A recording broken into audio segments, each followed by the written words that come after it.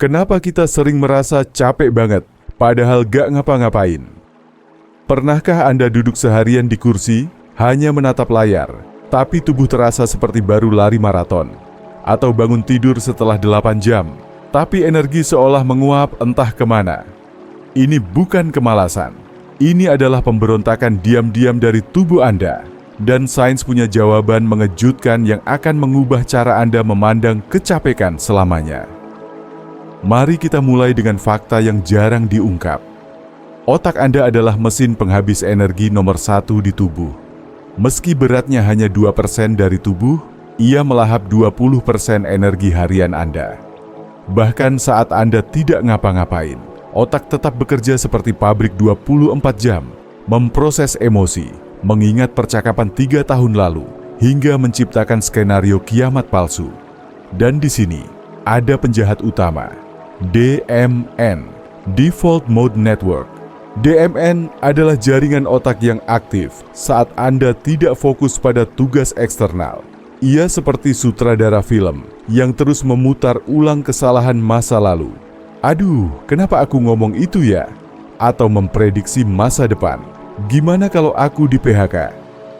Menurut riset Journal of Cognitive Neuroscience, aktivitas DMN berlebihan meningkatkan konsumsi glukosa otak hingga 40%, setara dengan energi untuk berjalan kaki 5 km.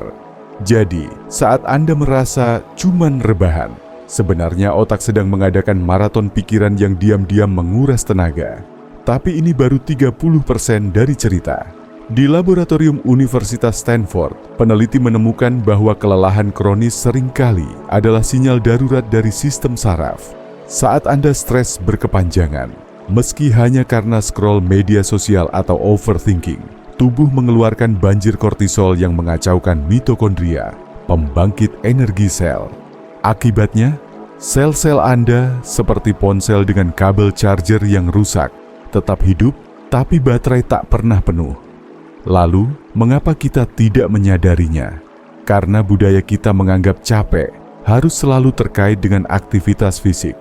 Padahal, di era digital ini, 97% kelelahan manusia modern berasal dari perang tak terlihat, pertempuran antara dopamin, ingin scroll TikTok, versus serotonin, ingin istirahat, konflik sistem limbik, rasa takut, versus prefrontal cortex, logika, bahkan gesekan mikro di tingkat sel, akibat polusi suara, cahaya biru, atau udara ruangan yang pengap.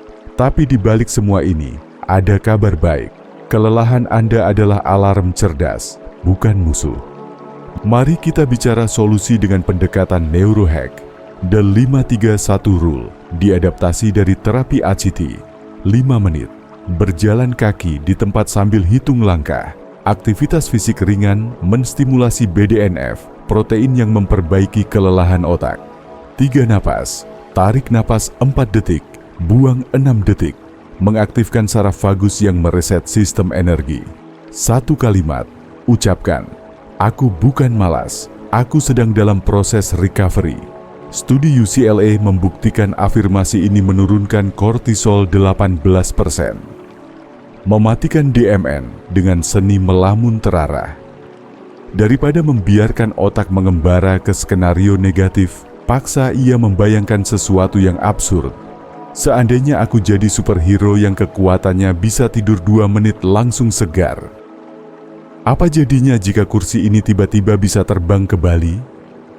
Riset Cambridge menunjukkan bahwa lamunan positif mengurangi aktivitas DMN dan menghemat 12% energi otak. Makan untuk mitokondria dark chocolate 85%.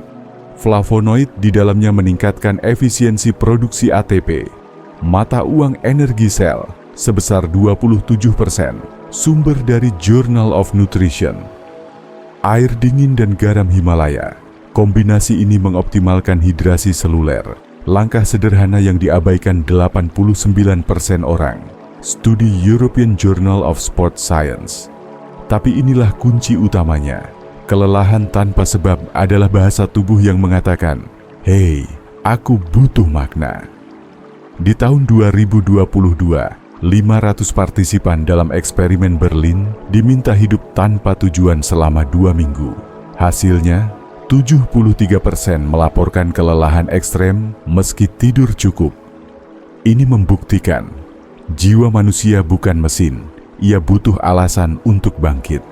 Jadi, jika hari ini Anda merasa capek banget, padahal nggak ngapa-ngapain, mungkin ini pertanda Anda perlu memberi otak makanan baru, pelukan, percakapan bermakna, atau tantangan kreatif. Atau, tubuh sedang meminta Anda berani tidak produktif tanpa rasa bersalah. Seperti kata pakar neuroscience Dr. Lisa Feldman Barrett, kelelahan adalah guru terbaik. Ia mengajari kita mana yang layak diperjuangkan dan mana yang harus dilepaskan. Malam ini, saat Anda berbaring sambil merasakan tubuh berat tapi pikiran kosong, ingatlah, Anda bukan baterai yang perlu di-charge. Anda adalah manusia yang perlu diberi izin untuk merasa, lalu bangkit dengan cara Anda sendiri.